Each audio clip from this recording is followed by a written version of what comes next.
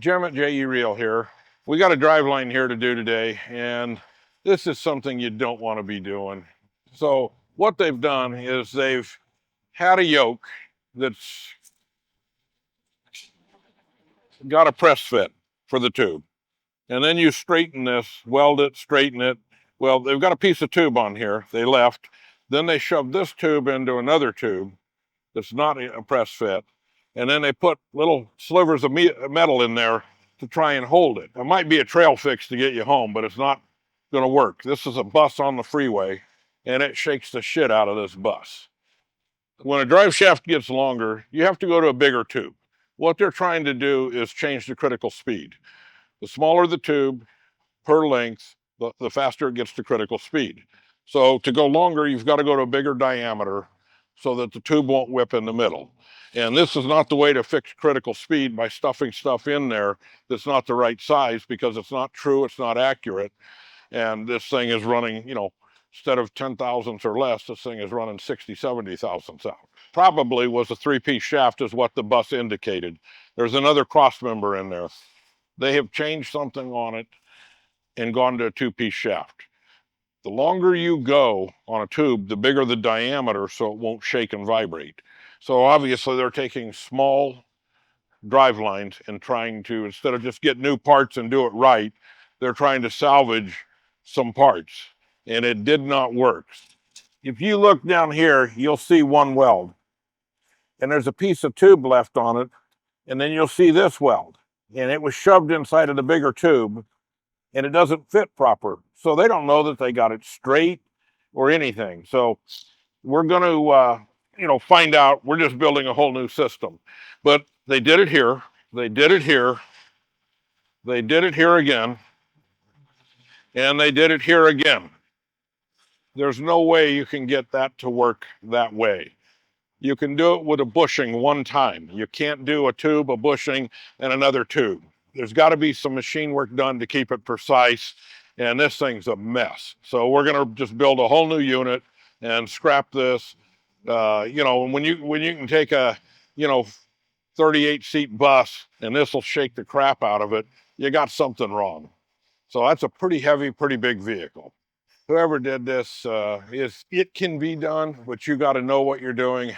There's got to be a lot of machine work done, and this one shakes like hell in a bus. So we know it's not done proper, but we'll go in and get the speed calculator and get a little bit into what RPM is and for what length. There's a calculator that helps you with the length and diameter and the type of driveline system that it is. It depends on what stub it has, what bearing it has, and anyways.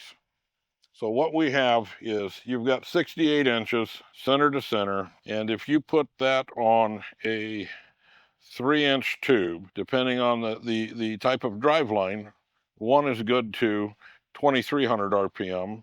The other design is good to 2800 RPM. That's nowhere near capable of running a vehicle like that at freeway speeds. If you take this to 3.5 inch, it increases to 2700 at the bottom, and for the other design of driveline that will take a little more, it goes to 3300. So you get to a 4-inch tube, and this takes you into 3200 and 3800. Okay, that's above where most vehicles run. But you got to remember, this is a bus that has lower gears, so it is going to run at a little higher RPM.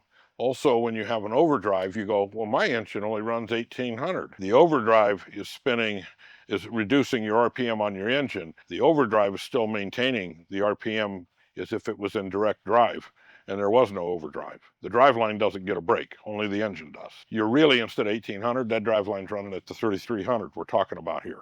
We're talking about the driveline RPM, not about the RPM of the engine that you see on the dash.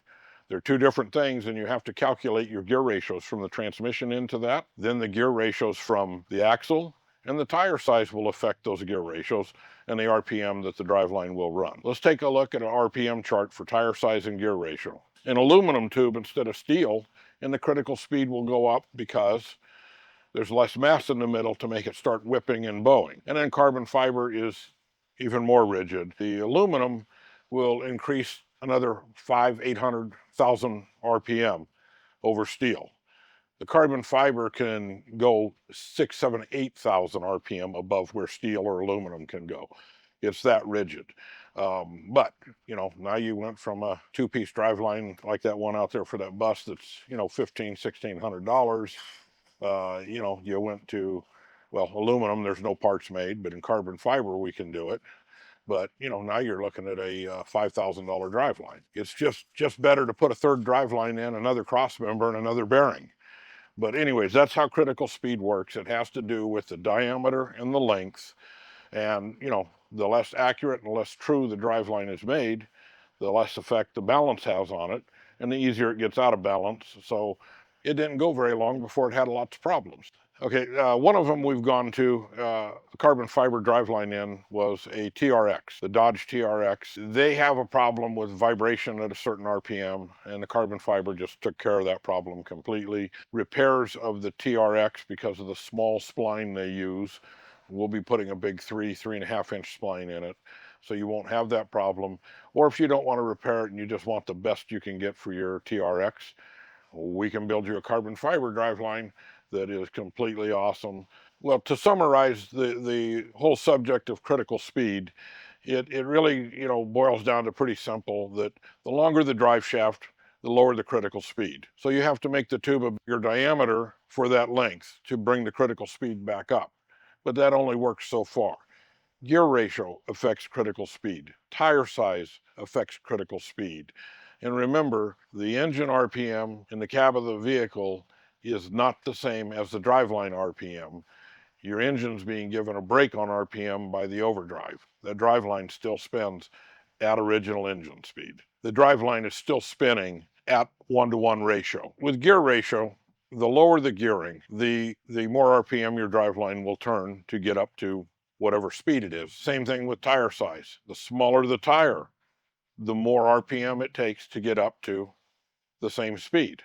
So a larger tire will help you get to that speed and not raise your critical speed on the driveline. A higher gear ratio will also do the same. So, you know, these are all things that affect that critical speed immediately.